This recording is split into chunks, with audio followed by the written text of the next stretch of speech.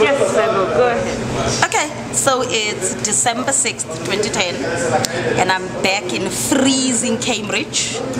Today I posted all my books and notes from Highfields and all the other professors back home to South Africa. And on December 10 in the morning, I will be leaving. I guess the last 6 months after graduation has been my own personal midlife crisis, trying to figure out whether I'm going to be the next president and waiting for the Harvard Kennedy School dream to happen. You know, for me to walk out on the pavement and do something great and big and magical. But in fact, it has been a process of introspection, asking myself whether I'm good enough, going back home and finding out that, well, life is its own normal, boring self.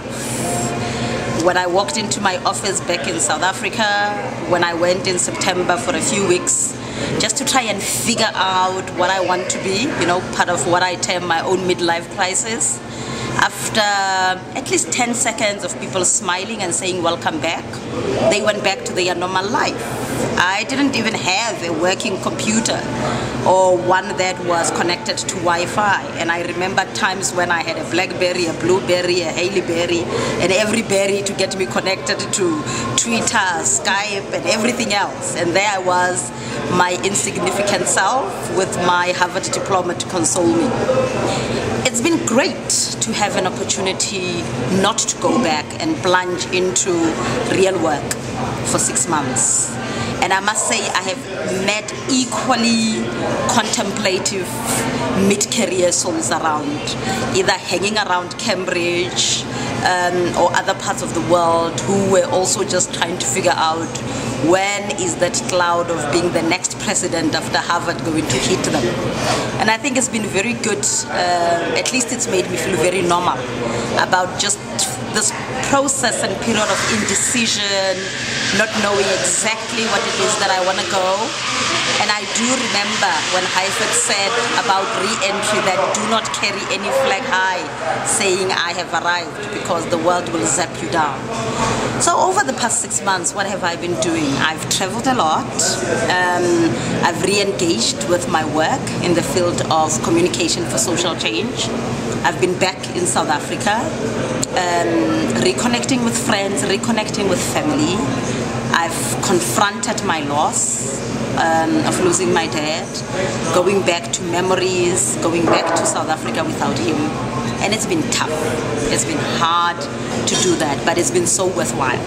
I'm back in Cambridge, and I think it's harder being here without all the mid-careers, especially the Mason family.